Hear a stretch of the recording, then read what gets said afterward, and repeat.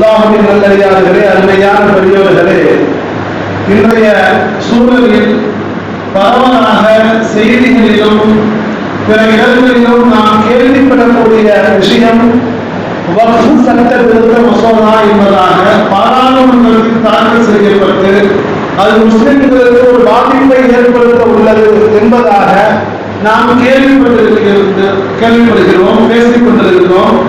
ஆனால் இந்த வக்ஃப் சட்டம் சம்பந்தமான அறிவு, அது சம்பந்தமான விஷயங்கள், விழிப்புணர்வுகள் நம் சமூகத்திற்கு ஏற்கனவே இருக்கிறதா என்பதை நாம் கேட்க வேண்டிய கட்டாயத்தில் இருக்கிறோம்.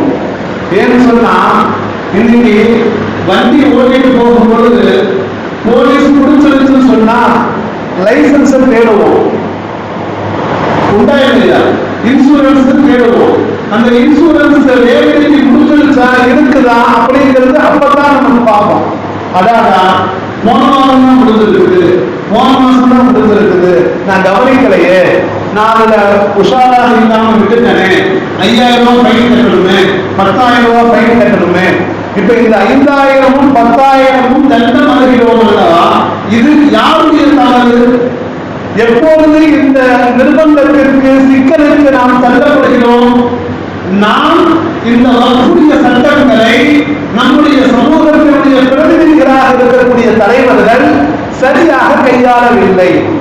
கடந்த காலங்களில் இந்த வக்ஃபுடைய சட்டங்களை சரியாக மதித்து அறிந்து அவைகளை இந்த சமூகம் பயன்படுத்தி இருந்தால் இந்த சமூகத்தை போன்ற ஒரு உயர்ந்த சமூகம் யாரும் கிடையாது. இன்னைக்கு கேள்விப்படுகிறோமா இல்லையா? இந்தியாவிலேயே ராணுவத்திற்கு அடுத்தபடியாக, ரயில்வே துறைக்கு அடுத்தபடியாக 3வது அதிகபட்ச சொத்து மதிப்புகள் உள்ள வாரியம் ஒரு துறை வக்ஃப் வாரியமாக இருக்கிறது. சரி, இது எப்ப நமக்கு எல்லாம் தெரிஞ்ச விஷயம்? இந்த செய்தி நாம தான் முஸ்லிம்களாக இருக்கிறோம் அல்லவா? 40 வயசு, 50 வயசு, 60 வயசு கடந்து இருக்கிறோம். இந்த விஷயத்தை எப்போது உணர்கிறோம்?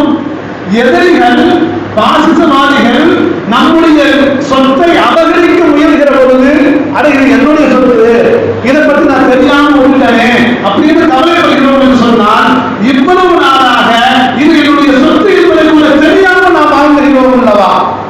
இது யாருடைய குறையாக, தவறாக, பொறுப்பாக இருக்கிறது?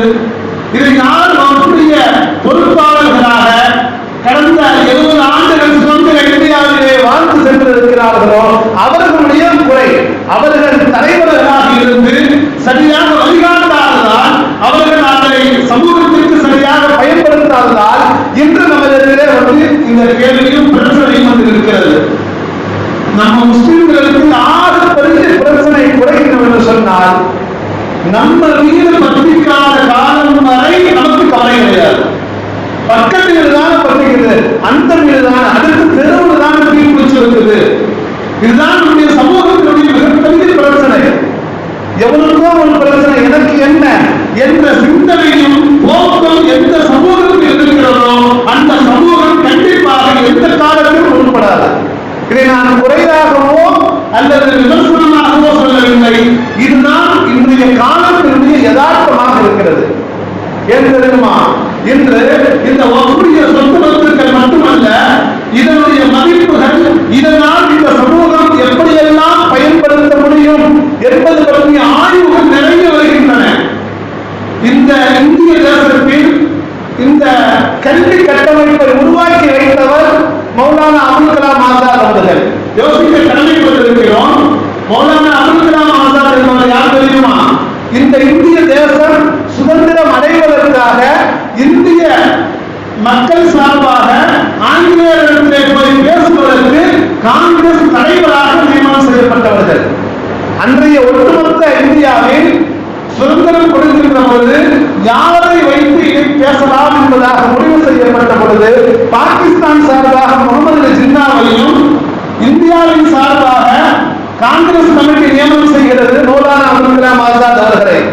அப்படியானால் ஒரு ஆளில் ஒரு சமூகத்தினுடைய தலைவராக மட்டுமல்ல, மிகப்பெரிய அரசியல் சித்தாந்தவாதியாக மட்டுமல்ல, இந்த நாட்டில் நாம் இன்று பார்க்கக்கூடிய ஐஐடி, ஐஐஎம், சாகித்ய அகாடமி விருது போன்ற உயர் கல்வி நிறுவனங்களை உருவாக்கி வைத்தவர் மௌலானா அபுல் கலாம் ஆசாத் அவர்கள். இந்திய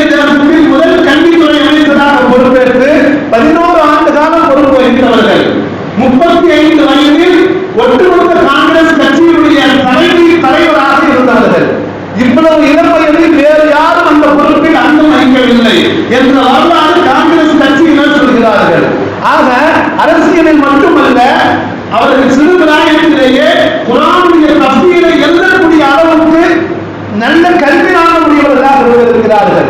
யோசிக்க கடமைப்பட்டிருக்கிறவர்கள் மக்களே, இப்படிப்பட்டவர்கள் இந்த சமூகத்தை உருவாக்கி தந்திருக்கிறார்கள்.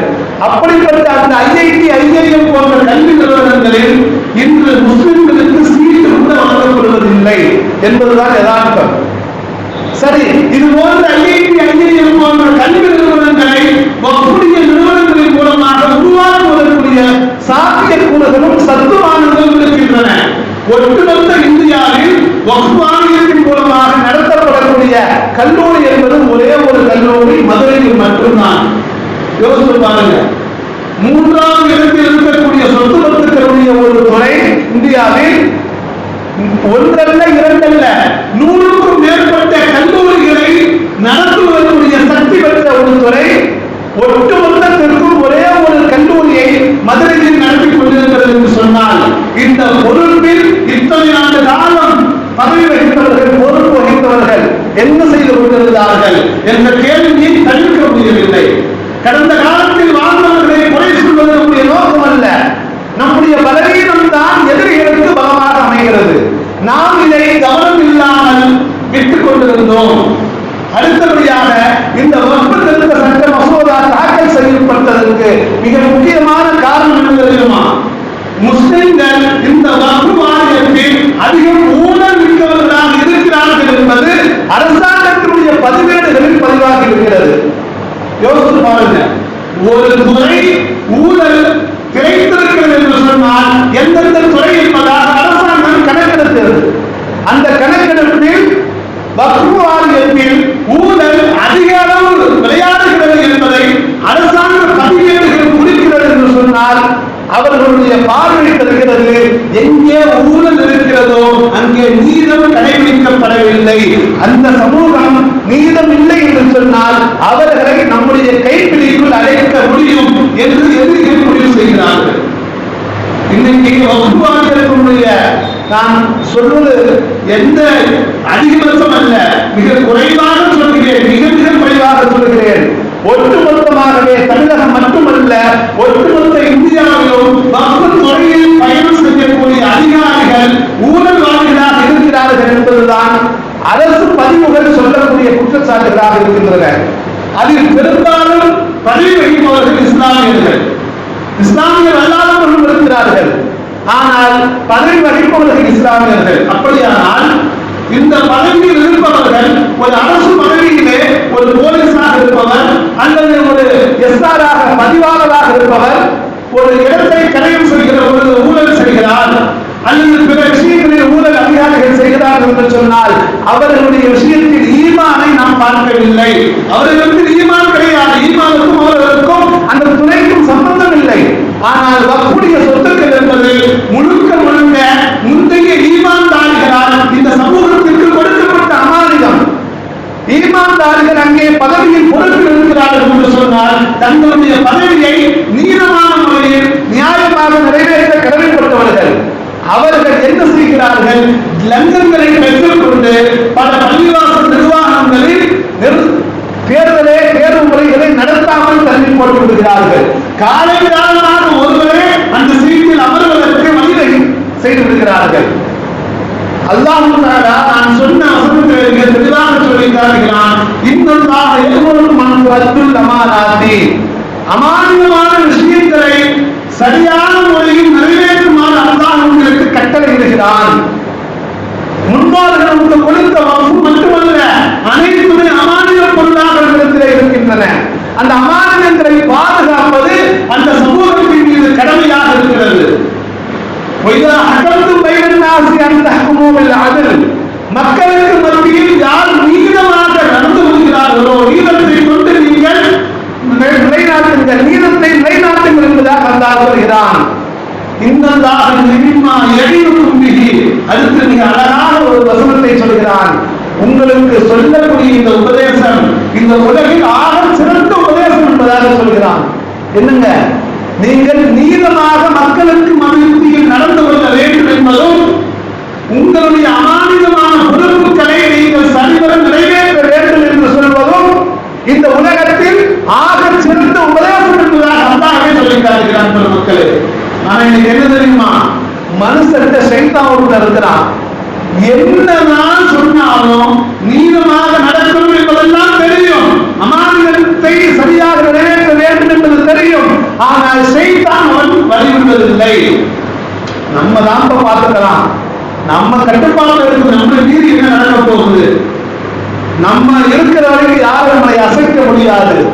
இப்படிப்பட்ட எண்ணங்களை சைத்தான் உருவாக்கி வைத்ததன் காரணமாக கடந்த 70-80 ஆண்டுகளாக சுதந்திர இந்தியாவில் முஸ்லிம்களுக்கு சரியான முறையில் இந்த வக்ஃபுடைய சொத்துக்கள் பயன்படுத்தவில்லை. இப்ப ஆய்வுகள் செய்கிறார்கள்.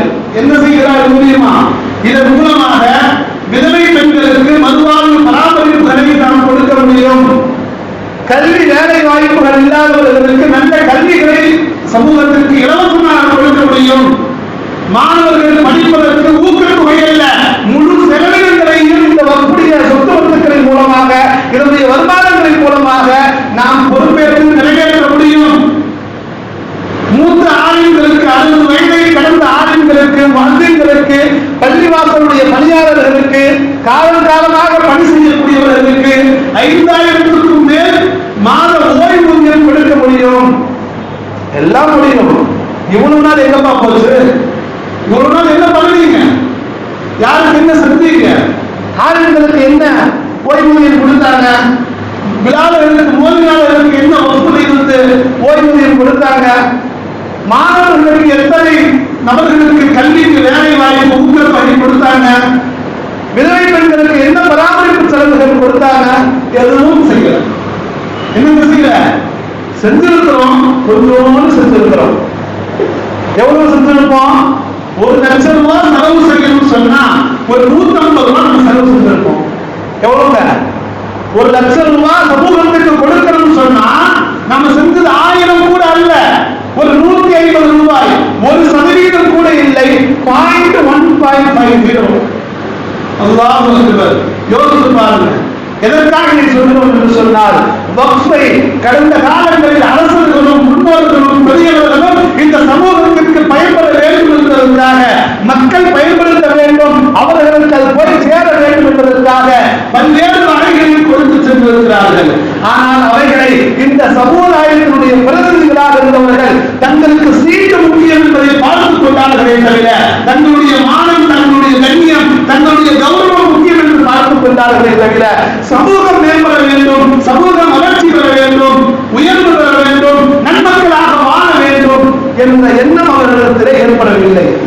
இன்னும் சொல்ல போனால், நம்முடைய சமுதாயத்தில் தான் தொழில்முறை பிச்சைக்காரர்கள், முசாஃபிர்கள் அதிகமாக இருக்கிறார்கள்.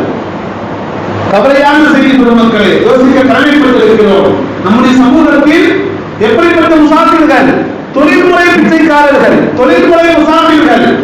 நீங்கள் வேண்டுமானால் ஈரோட்டினுடைய எல்லா பள்ளிகளுக்கும் ஜும்ஆவுடைய தினத்திலே வளர்ந்து வாருங்கள்.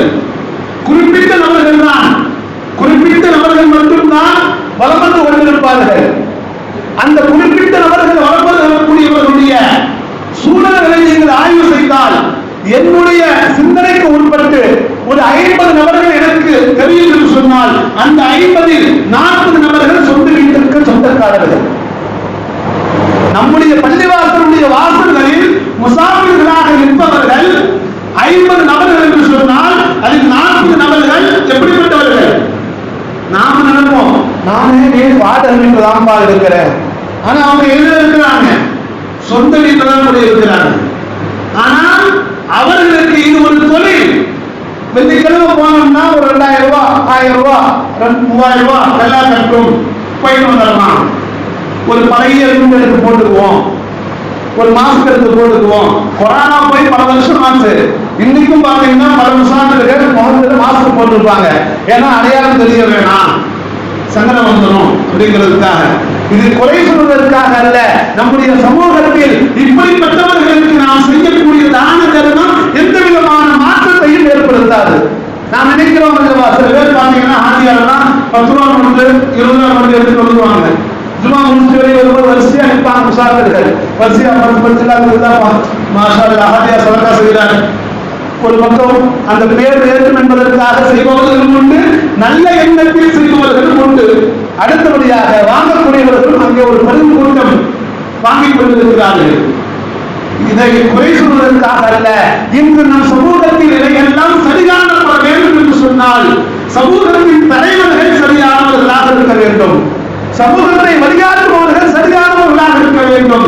சுயநலமிக்கவர்களாக தங்களை காப்பாற்றிக் கொள்ள வேண்டும் என்பதற்காக எதையும் செய்யக்கூடியவர்கள், இப்படிப்பட்ட சிந்தனையாளர்கள் சமூகத்தின் பொறுப்பாளர்களாக எந்த பகுதியில் இருந்தாலும் எந்த பதவியில் இருந்தாலும் அதன் மூலமாக கண்டிப்பாக அந்த அமானிதத்தை அவர்கள் சரியாக நிறைவேற்றுவர்களாக இருக்க மாட்டார்கள்.